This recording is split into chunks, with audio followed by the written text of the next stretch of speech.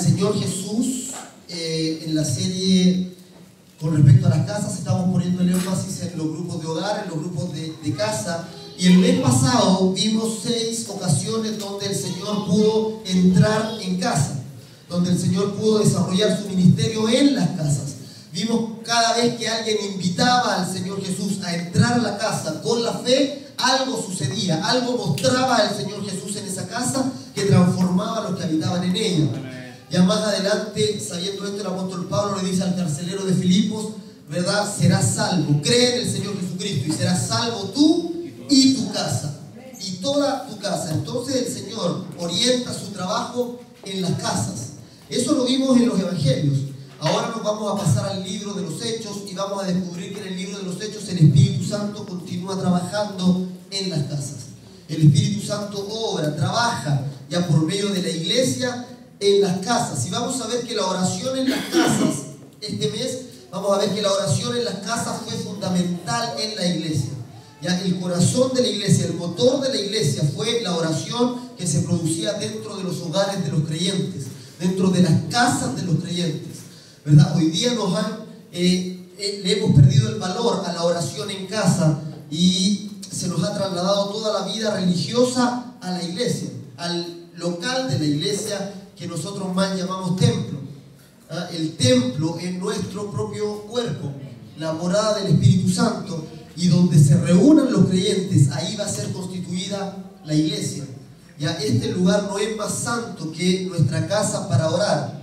¿Ya? Y la oración en casa, vamos a ver en el libro de los Hechos, es fundamental. Como dice ahí Hechos capítulo 5, que lo tenemos como lema adelante, dice: cada día en el templo y por las casas no cesaban de predicar y de enseñar a Jesucristo. Por eso este método de grupos de hogar lo hemos constituido y queremos que sea el corazón de la iglesia. El desarrollo, el crecimiento, el pastoreo se va a producir en los grupos pequeños, en los grupos de hogar, donde se puede dar la comunión, el cuidado, la oración personal para cada uno de los santos.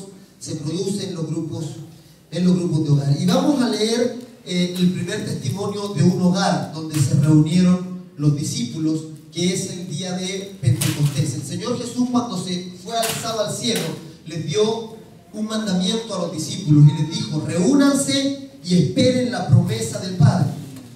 No vayan a ningún lado, sino que reúnanse y esperen juntos la promesa del Padre. Y los discípulos se reunieron. Dice la Biblia que eran como 120 en número. 120 discípulos se reunieron, dice la Biblia, en el aposento alto de un hogar. Y estaban reunidos en el segundo piso, velando en oración. Estuvieron ellos esperando 10 días. 10 días desde que el Señor Jesús es ascendido al cielo hasta el día de la celebración del Pentecostés. El Pentecostés era una celebración, en la celebración de los primeros frutos, que se celebraba 50 días después de la Pascua. Cristo murió en la Pascua, ¿verdad? Y 50 días después viene la celebración del Pentecostés. Y dice la Biblia, en el día de Pentecostés, en ese mismo día sucedió la venida del Espíritu Santo en la casa, se cree que en la casa de Juan Marcos, en el aposento alto, donde había 120 personas reunidas, velando unánimes en oración. Vamos a leer del verso 2 al verso 4 de Hechos capítulo 2. Leamos todos juntos con todo el corazón. Hechos 2 al 4. Todos juntos, dice 1, 2, 3. Y de repente vino del cielo un estruendo como de un viento recio que soplaba, el cual llenó toda la casa donde estaban sentados. Y se les aparecieron lenguas repartidas como de fuego, asentándose sobre cada uno de ellos. Y fueron todos llenos del Espíritu Santo y comenzaron a hablar en otras lenguas según el Espíritu les daba que hablasen. Este evento, vamos a tratar de mirar este evento esta mañana, es un evento que todos debemos experimentar. Es un evento en la venida del Espíritu Santo. La venida del Espíritu Santo estaba ya profetizada desde hace muchos años antes. Incluso cuando el apóstol Pedro comienza a predicar después de este evento, cuando se reúnen las personas afuera de la casa, Pedro dice: esto es lo profetizado, lo dicho por el profeta Joel cuando dijo: en los postreros tiempos derramaré mi espíritu sobre toda carne, y vuestros hijos y vuestras hijas profetizarán. ¿Verdad? Esto es lo profetizado, esto es lo que estaba anunciado, esto era lo que Dios ya había determinado desde antes que sucediera. Y este evento es muy potente, este evento es muy importante. Con este evento se da comienzo a la iglesia. Ya, en este evento, por primera vez, el Espíritu Santo viene a morar dentro del creyente. Por primera vez, Dios habita en un tabernáculo humano. Ya, el Señor Jesús, la Biblia dice que es el templo del Espíritu Santo, ¿verdad? Todos los templos que habían en el Antiguo Testamento, el tabernáculo del desierto, luego el templo de Salomón, el templo de Herodes, todos esos templos eran figuras del verdadero templo. Ya, todos eran sombras del verdadero templo. Y el Señor Jesús dijo: derriben este templo y yo lo voy a levantar en 3 días. Hablando del templo de su cuerpo. El cuerpo de Jesús es el verdadero tabernáculo de Dios. Es verdaderamente donde Dios iba a venir a morar, donde Dios iba a venir a habitar. La Biblia dice, el libro de Colosenses, en Él, hablando del Señor Jesús, habita corporalmente toda la plenitud de Dios. Dios habitando en cuerpo de carne, Dios habitando en cuerpo humano. Eso es la voluntad de Dios desde antes de la fundación del mundo. Él quiso rebajarse y tomar cuerpo de hombre, rebajarse, dice ser menor que los ángeles y tomar el cuerpo de hombre. Dios habitando en el hombre. Y como Dios crea al hombre para esto, Dios también decide, Dios también desea que el hombre sea partícipe de esta habitación del Espíritu Santo, sea la morada de Dios. Entonces Dios esperó mucho tiempo. Ya, Dios esperó desde la creación del hombre hasta la venida de su Hijo, para que el Hijo pudiera comprar la humanidad. Una vez que el Hijo compró al hombre, el hombre pasó a ser propiedad, derecho de Dios, y en ese momento el Espíritu Santo puede venir sobre el espíritu de los creyentes. El Espíritu Santo no vino nunca antes de Pentecostés dentro de una persona. Aquí hay una diferencia muy importante que lo podemos ver en Juan 14, 17. Juan 14, 17, Jesús les habla a sus discípulos y les dice que van a recibir el Espíritu Santo.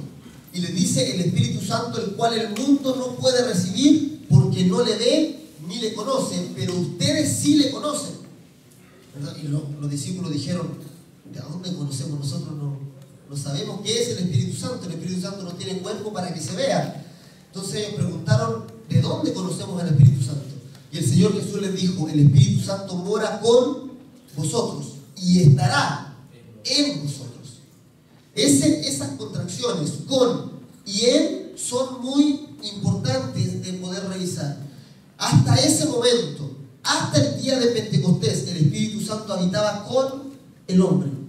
O sea, era, podríamos decir, un compañero, podríamos decir alguien que acompaña, alguien que refuerza, alguien que está desde el exterior influenciando. Pero dijo: mora con vosotros, pero estará en vosotros. El Pentecostés es el día donde el Espíritu Santo viene en las personas, en los discípulos, entra dentro de ellos para llenarlos completamente. A eso le llamamos bautismo del Espíritu Santo. En el bautismo del Espíritu Santo, el ser humano queda sumergido en el Espíritu Santo. Bautismo quiere decir ser sumergido, quiere decir ser sepultado. Y bautismo en el Espíritu Santo es quedar sepultado en el Espíritu Santo, es ser lleno, controlado por el Espíritu Santo, ¿verdad? Eso por primera vez se da en el tiempo de Pentecostés. El tiempo de Pentecostés es cuando el Espíritu Santo toma a los hombres y los constituye cuerpo de Cristo. Se constituye en templo de ese Espíritu Santo y la iglesia pasa a ser parte de Dios, ¿verdad? Ustedes son la iglesia, ¿verdad? Y ustedes no son una organización.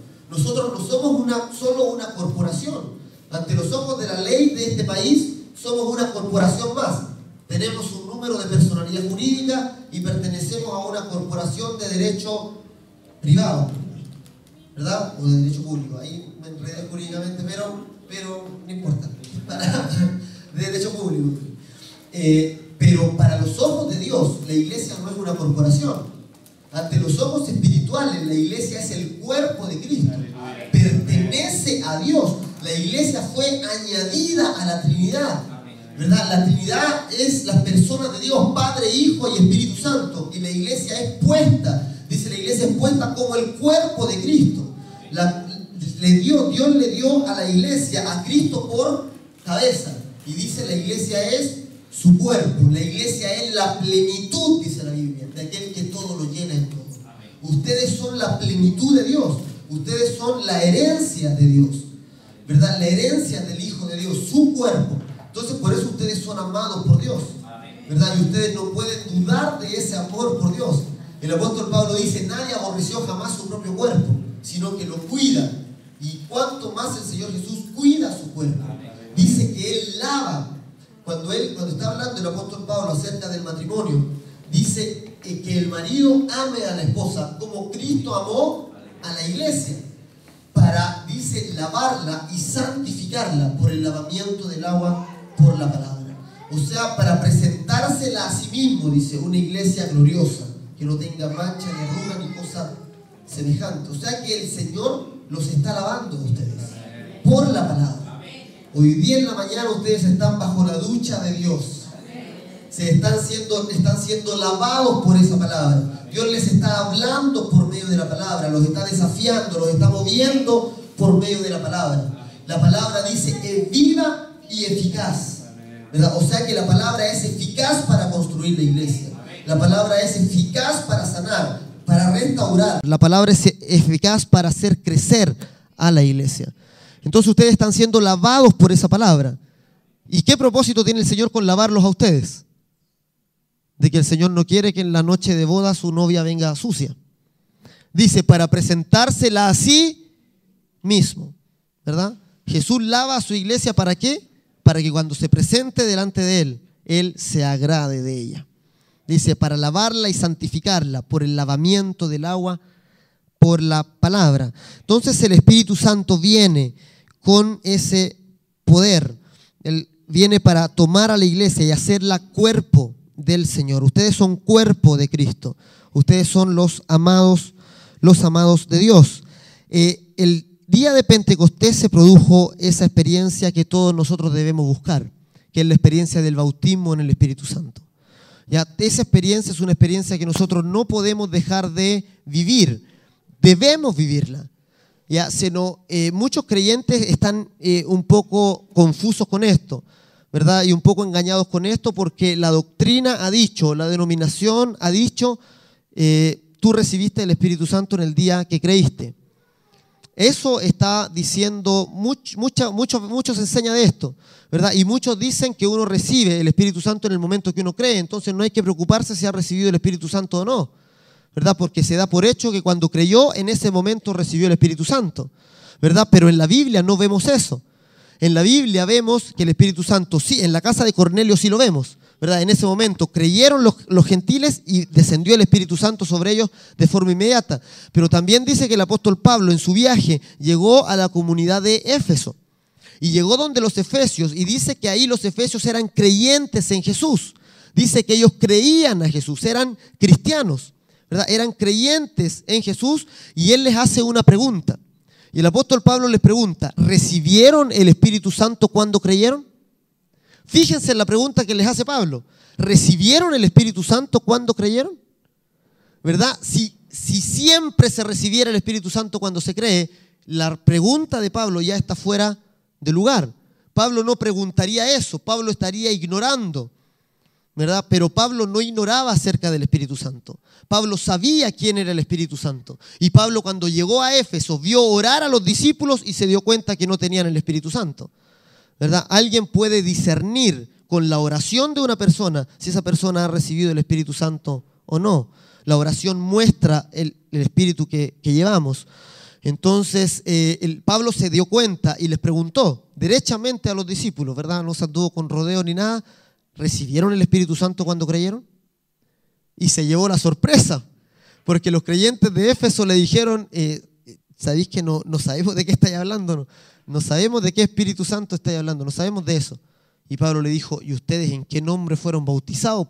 Por favor, le dijo, ¿verdad? Entonces ahí fueron bautizados en el nombre de Jesús y Pablo les impuso las manos y recibieron el Espíritu Santo, ¿verdad? También cuando Samaria recibió la palabra de Dios, ellos creyeron la palabra de Dios, se convirtieron a Dios, ya eran hijos de Dios, pero aún no habían recibido el Espíritu Santo. Y después, cuando los apóstoles fueron, recién ahí, en ese momento recibieron el Espíritu Santo.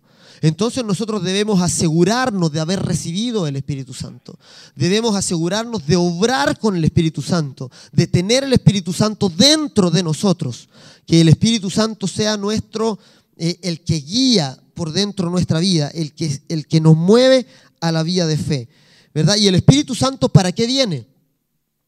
Hay muchos que hablan acerca de las obras del Espíritu Santo. Y hay muchos que creen que el Espíritu Santo viene sobre la iglesia solo para hacerlos danzar. Y le hablan de las manifestaciones del Espíritu Santo cuando alguien cae en trance, ¿verdad? Pero nosotros hemos de volver a la Biblia para ver al Espíritu Santo. Tenemos que regresar a la Escritura para ver al Espíritu Santo. Nunca el Espíritu Santo dejó en trance a una persona en la Biblia, ¿verdad? Nunca el Espíritu Santo dejó en trance a alguien, lo dejó inconsciente. Nunca hizo alguna manifestación extraña sin el consentimiento de la misma persona, ¿verdad? El Espíritu Santo viene sobre la iglesia para dar testimonio de la obra de Jesús. El Espíritu Santo es llamado por Jesús en la Biblia el Paracleto, el abogado, el defensor. Juan capítulo 14, Juan capítulo 15 y Juan capítulo 16. En esos 3 capítulos el Señor Jesús llama al Espíritu Santo el Paracleto, que se traduce como consolador, ¿verdad? Esa palabra Paracleto significa alguien que viene al lado para defender, ¿verdad? Viene de para, que significa al lado, y de kaleo, que significa pararse fuerte, pararse firme. Paracleto se traduce también en la Biblia como abogado. Cuando se dice en la Biblia, hijitos míos, dice Pedro, estas cosas les escribo para que no pequéis, pero si alguno hubiere pecado, abogado tenemos para con el Padre. Esa palabra es Paracleto. Paracleto tenemos para con el Padre a Jesucristo el justo, alguien que nos defiende, alguien que vela por nuestra causa, alguien que pelea por nuestra causa. Ese es un Paracleto. Y el Espíritu Santo viene en defensa de la obra de Jesús. Viene para dar testimonio de la obra de Jesús, a nosotros primeramente y al mundo también. Viene para dar testimonio a nosotros. La Biblia dice que el Espíritu Santo habla a nuestro espíritu, da testimonio a nuestro propio espíritu de que somos hijos de Dios. El que recibe el Espíritu Santo jamás tendrá duda de que acaso es hijo de Dios o no, ¿verdad? Jamás dudará otra vez, acaso si es hijo de Dios, ¿seré hijo de Dios o no? ¿Me habrá adoptado el Señor? El Espíritu Santo da testimonio a nuestro espíritu de que somos hijos de Dios. El Espíritu Santo da testimonio al mundo por medio nuestro. El Espíritu Santo dice que viene para convencer al mundo. ¿De qué cosa? De pecado, de justicia y de juicio, ¿verdad? El Señor Jesús dijo, de pecado por cuanto no están creyendo en mí. Los viene a convencer del gran pecado de rechazar la gracia de Dios. De pecado por cuanto no creen en mí, ¿verdad? Ese es el pecado del mundo. Si nosotros miramos el mundo hacia afuera, ¿qué pecado imperdonable están cometiendo? ¿Por qué pecado van a ir al infierno? ¿Qué pecado es digno de muerte? En no recibir la gracia de Dios. El mundo no está recibiendo la gracia de Dios, ¿verdad? Pero nosotros, por eso el Señor Jesús dijo, el Espíritu Santo viene a dar testimonio de pecado, viene a convencer de pecado por cuanto no creen en mí. Viene a buscar la fe de las personas, a sacar la fe de la gente para que crean en el Hijo de Dios, ¿verdad? Pero nosotros, la iglesia muchas veces equivoca y sale al mundo señalando solo los pecados morales y dando el evangelio como un aspecto moral para que sean mejores personas, para que ya no pequen en lo que están pecando, ¿verdad? Pero el evangelio es más profundo que eso. El evangelio es mucho más profundo que un cambio moral. El evangelio es más profundo que un cambio de conducta. El evangelio salva el espíritu de las llamas eternas del infierno. El espíritu traen y convierten a un pecador indigno de cualquier cosa en heredero del reino del cielo.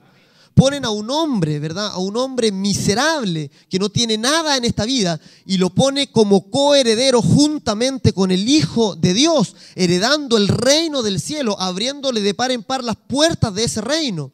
Esa transformación, esa invitación del Espíritu es algo muy grande. Esa es la salvación tan grande de que habla la Biblia. Habiendo una salvación tan grande. Y siendo esta salvación tan grande, nosotros no podemos reducirla solo a un cambio de moralidad.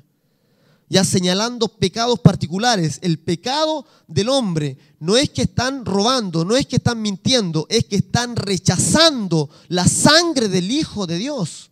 Ese es el pecado de la humanidad. Por ese pecado van a ser dignos de muerte. Entonces nosotros hemos de dar testimonios con el Espíritu Santo, ¿verdad? De pecado, convencer de pecado, porque no están creyendo en Jesús. El Espíritu Santo convence de justicia. El Señor Jesús dijo, por cuanto yo me voy, ¿verdad? Y no me verán más. El Señor Jesús no es visible. La justicia de Dios dejó de ser corporalmente visible, pero el Espíritu Santo viene para llenar ese vacío y dar testimonio de la justicia de Dios.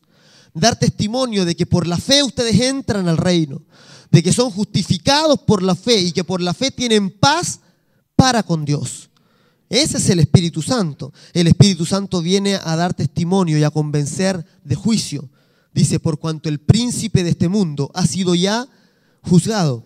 Entonces el Espíritu Santo viene a dar testimonio de que las tinieblas fueron derrotadas, de que el príncipe de este mundo fue derrotado, fue exterminado, fue el poder del diablo, la autoridad del diablo fue aplastada. La simiente de la mujer ya aplastó la cabeza de la serpiente. Entonces cada vez que un creyente recibe ataque del diablo, el Espíritu Santo le da testimonio de juicio y le dice, el príncipe de este mundo ha sido ya juzgado, y el creyente puede tomar autoridad sobre la obra de tiniebla, puede tomar autoridad sobre la obra del diablo y deshacer la obra del diablo. A una orden de su boca, a una oración, a una exclamación, el diablo tiene que retroceder por la autoridad de los hijos de Dios.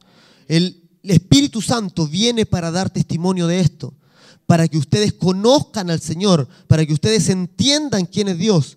La profecía dice, en aquel tiempo nadie preguntará quién es el Señor, porque todos lo conocerán, desde el menor hasta el mayor de ellos. Todos conocerán al Señor. Esa es la profecía de la iglesia. ¿Por qué? Porque el Espíritu Santo les da testimonio a ustedes. El Espíritu Santo a ustedes le está dando testimonio.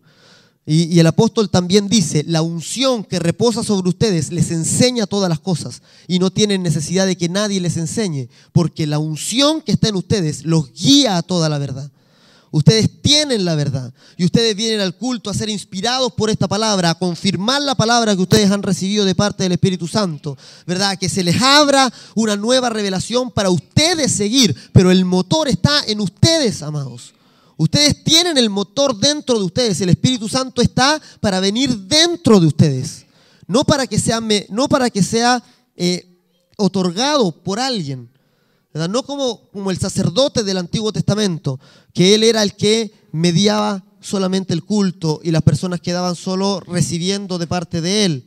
Ustedes tienen el Espíritu Santo y han de buscar la llenura del Espíritu Santo en cada momento. Sean llenos del Espíritu Santo. Entonces, para eso viene el Espíritu Santo. ¿Se fijan?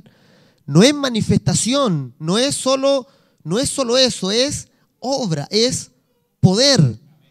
Es poder de Dios, ¿verdad? Por el Espíritu Santo se echan fuera los demonios, por el Espíritu Santo se sanan los enfermos, por el Espíritu Santo se resucitan los muertos. Esa es la manifestación del Espíritu Santo.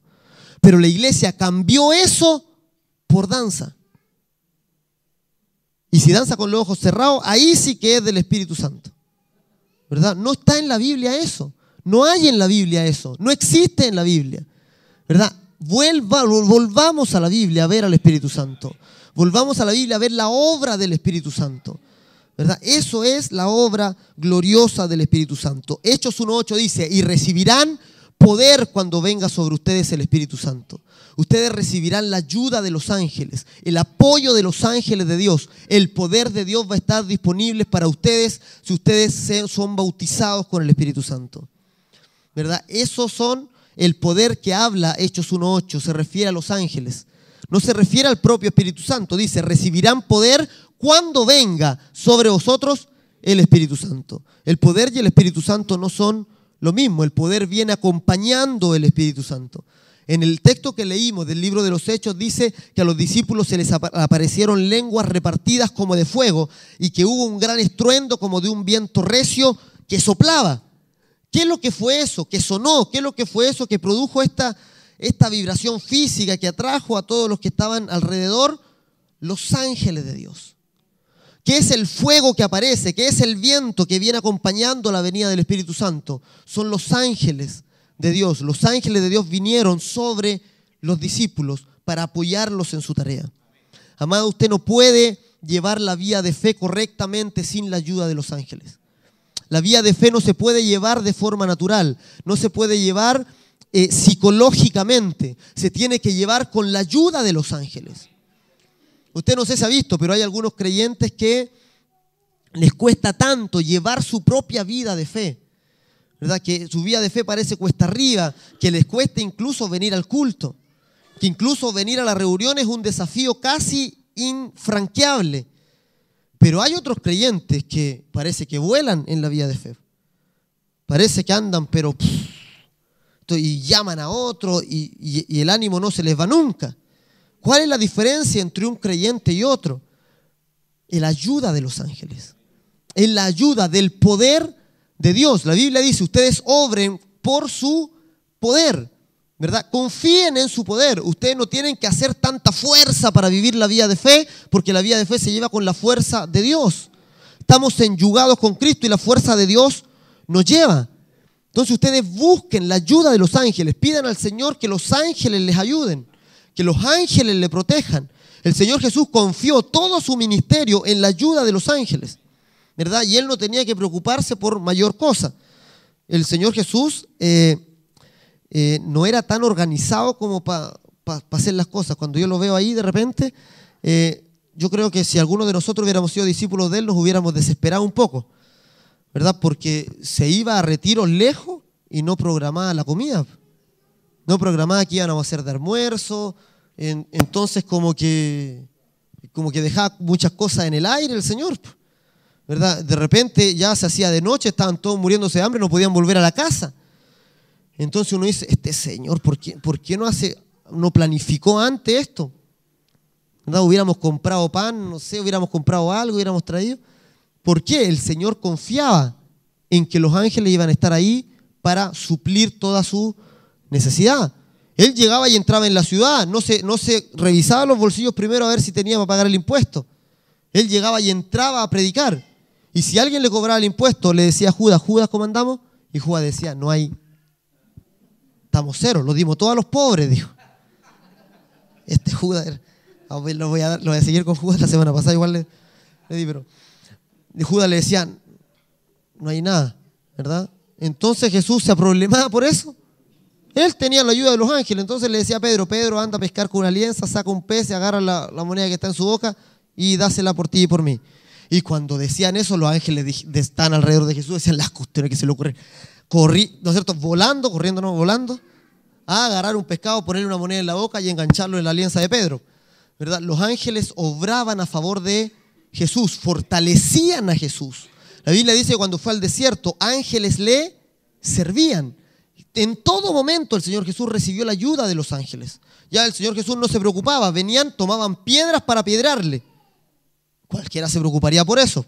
Si ustedes están predicando en la calle y de repente un grupo de gente muy furiosa por lo que ustedes están diciendo agarra piedra, es para asustarse por lo menos.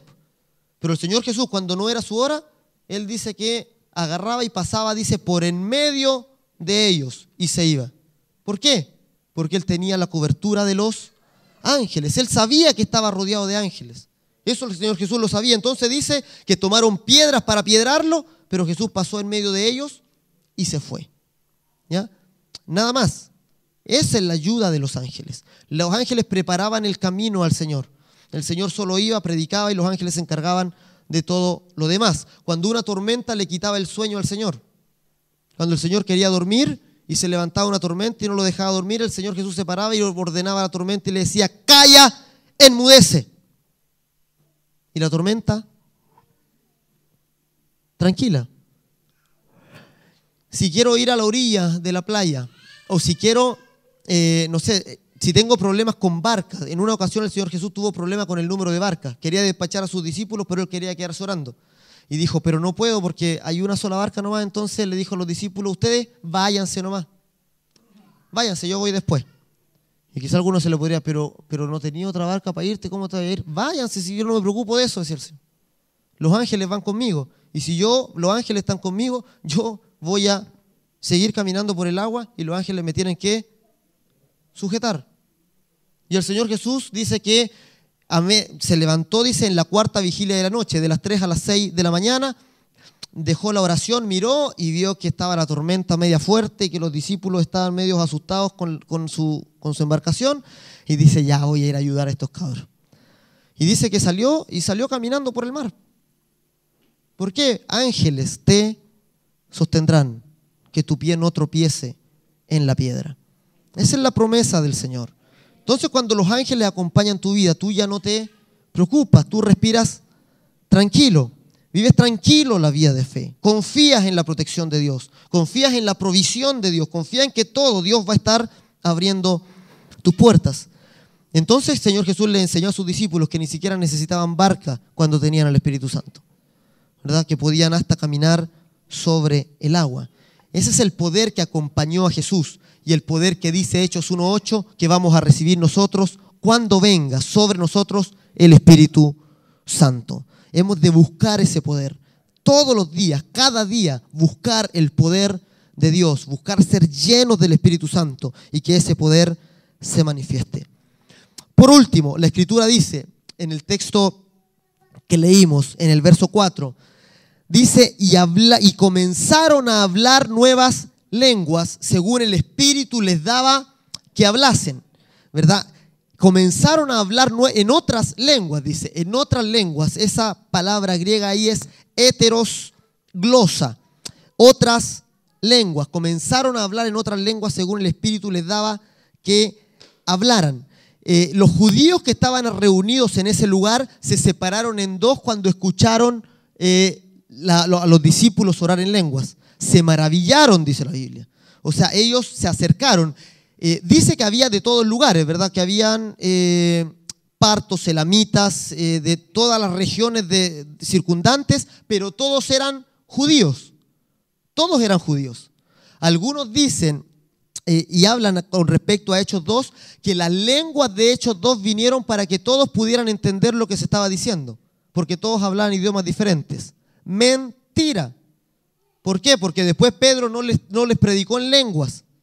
Pedro les predicó en su idioma y todos entendieron, porque todos eran judíos.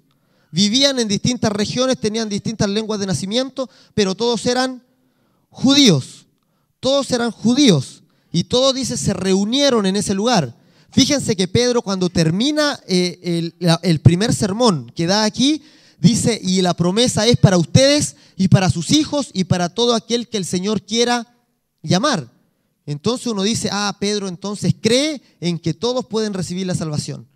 Pero después, cuando se enfrenta con Cornelio, él no quiere dejar entrar a los gentiles. Y Dios le tiene que enseñar por medio de una visión, porque él aún seguía llamando inmundo a lo que Dios había limpiado. Entonces vemos que Pedro aún no entendía que los gentiles tenían que entrar en el reino, que los gentiles podían tener acceso al reino de Dios. Eso fue una sorpresa para Pedro en Hechos capítulo 10, en la casa de Cornelio, ¿verdad? Fue una sorpresa para Pedro. Pero Pedro en este momento le está predicando a judíos. Entonces las lenguas no son para que poder predicarle a la gente en sus distintos idiomas. Nunca se ve eso en la Biblia tampoco. No vemos que los discípulos después usen el don de lenguas para predicar a diferentes idiomas con una misma palabra, ¿verdad? No, eso no está en la Biblia. El don de lenguas no es para transmitir un mensaje que sea comprensible a la otra persona. Por eso 1 Corintios capítulo 14 dice, ¿qué sacan ustedes con hablar en lenguas en la congregación? ¿Verdad? Si tú das gracias en lenguas, ¿cómo el que ocupa el lugar de simple oyente puede decir amén a tu acción de gracias si no se entiende? ¿Verdad? Por eso Pablo decía, yo hablo, dice, doy gracias de que hablo en lengua, de que oro en lengua mucho más que todos vosotros, dice Pablo. pero en la congregación, dice Pablo, o sea, predicando, aquí como lo estoy haciendo yo ahora, prefiero hablar 5 palabras con mi entendimiento que dar todo un discurso en lenguas. Porque si no, ustedes, ¿cuándo dirían amén? Si yo me pongo a hablar en lenguas ahora delante de ustedes, ¿cuándo ustedes van a decir amén? ¿Cómo van a entender el discurso?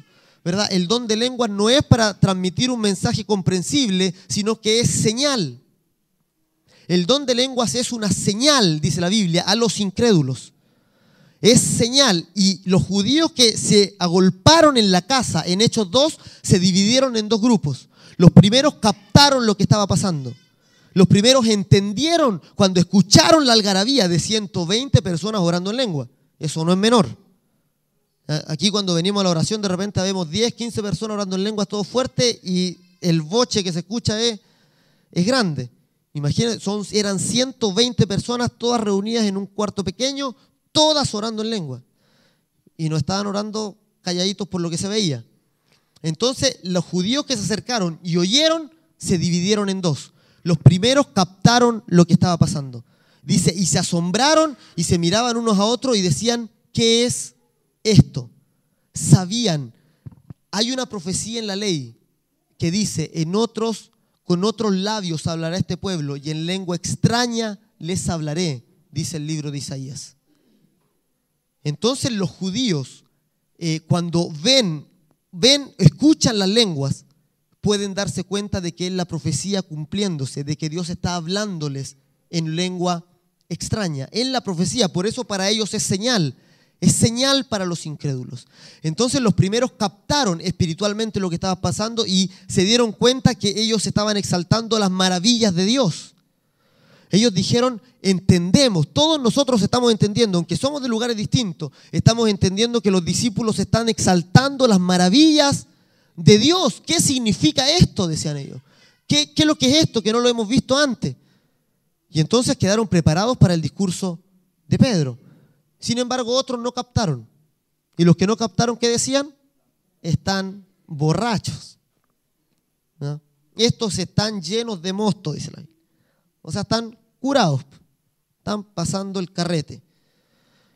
Entonces las lenguas, amados, son como señal. Vemos que ahí los judíos se dividieron en dos grupos, y los que captaron espiritualmente lo que estaba pasando, ellos recibieron la palabra de Pedro y se convirtieron.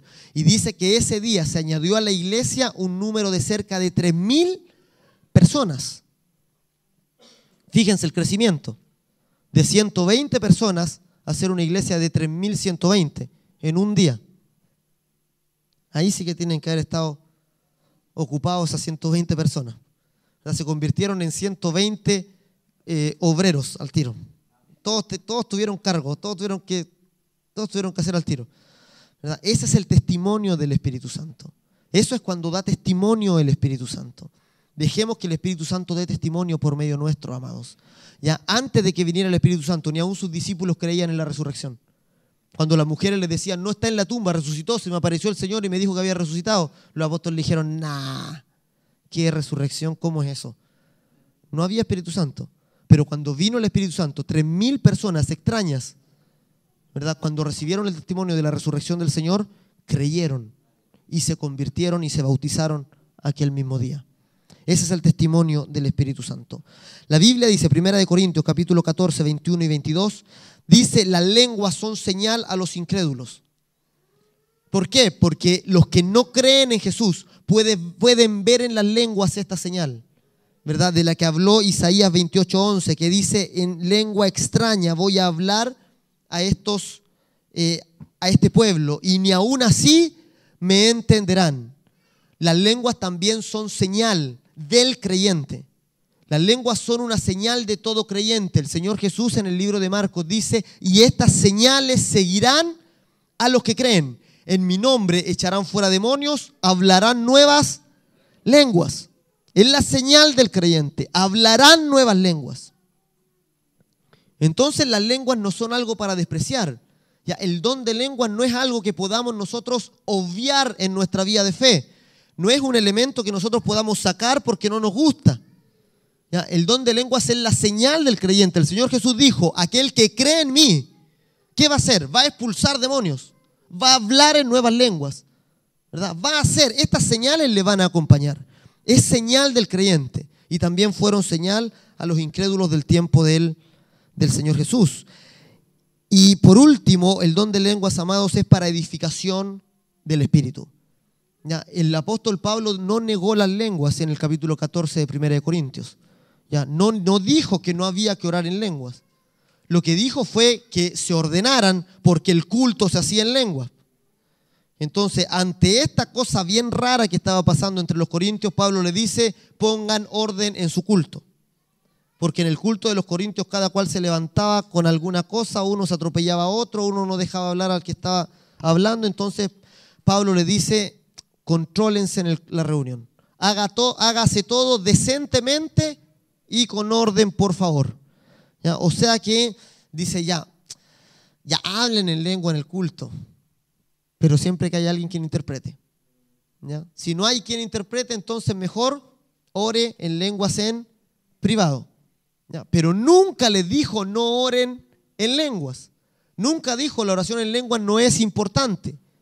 Lo que Pablo dijo es que el don de lenguas era para la oración privada, era para la oración personal porque edifica mi espíritu.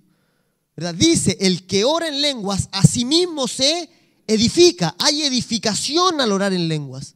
Dice, cuando uno ora en lenguas, el espíritu ora, aunque el entendimiento queda sin fruto, pero el espíritu ora. La oración en lenguas es la oración más espiritual que podemos hacer, amado. Porque quebra nuestra razón. Porque nos abre al mundo sobrenatural, nos abre a un reino que no es natural, que es incomprensible a la mente y a la lógica humana. ¿Verdad? Siempre a aquellos que les cuesta la oración en lenguas es porque son muy racionales en la vida de fe. Porque tratan de controlarlo, de comprenderlo todo. Y por eso la oración en lenguas les suena como algo bien extraño, algo como bien fuera de lógica. ¿Cómo me va a servir a mí hablar cosas que no entiendo? ¿Verdad? ¿En qué me va a servir eso? La Biblia dice, el Espíritu ora. Tú estás dejando orar al Espíritu. ¿Verdad? Tú estás dejando orar y cuando el Espíritu ora, dice, tu espíritu se edifica. Es edificado. Son las lenguas, amados. Las lenguas pueden interpretarse. No dice traducirse, dice interpretarse. O sea que yo puedo ver a alguien orando en lenguas y yo puedo más o menos saber en qué dirección está su oración. Yo más o menos puedo saber qué está recibiendo de Dios por su oración. Eso es interpretar la lengua, ¿verdad? Pero la lengua no es una traducción, es el sonido que hace el Espíritu. Es como el agua cuando hierve. Ustedes han puesto agua en el hervidor y cuando el agua comienza a hervir, comienza a hacer un ruido, ¿cierto? Cuando una persona es llena del Espíritu Santo, comienza a orar en lenguas. Las lenguas son la oración de la persona llena del Espíritu Santo. Entonces ustedes no desprecien la oración en lenguas. Ustedes métanse en la oración en lenguas. Oren en lenguas. Ya, órenlo una y otra vez. No dejen la oración en lenguas. Ya, no dejen la oración. Es la clave para que se les abra el mundo espiritual. Para que su espíritu sea edificado. Ya, para que su espíritu sea fortalecido. Entonces, si ustedes, amados, aún no hablan lenguas, búsquelo. Ya, búsquelo. No cometa el error que cometí yo cuando recién me convertí. ¿Verdad? Que yo desprecié el don de lengua. Ya, interpreté mal Corintios 14. Yo dije, es mejor buscar la profecía que las lenguas. Porque dice que la profecía edifica a la iglesia, pero las lenguas me edifican a mí mismo. Y yo dije, yo soy tan humilde que a mí no me importa edificarme a mí mismo, sino edificar a la iglesia. Torpeza. No puedo edificar a la iglesia si yo no soy edificado primero. No puedo ser bendición para otros si el Señor primero no me da a mí la gracia y la bendición, ¿verdad? La verdad es que esa era la excusa, ¿verdad? Porque despreciaba el don de lengua porque lo encontraba raro. No, porque encontraba como que no tenía sentido, no me hacía razón. E incluso cuando recibí el don de lenguas, aún hablando en lengua, dudaba de las lenguas. Y ahí Pastor Marcos tuvo que hacerme una sesión ahí para despailar el espíritu. Entonces ahí el espíritu como que ya entendió, ¿verdad? Y entendí. Y de aquel día no he dejado las lenguas jamás, ¿verdad? Y mientras más uno ora en lengua, más edificado es, ¿verdad? Y más recibe del Señor y más se renueva el Espíritu. Entonces, amados, usted viva la experiencia del Espíritu Santo.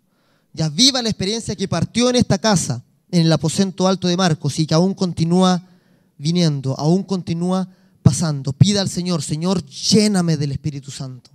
Señor, lléname del poder de Dios. Que yo viva la vida lleno de ese poder. Póngase en pie, amado, vamos a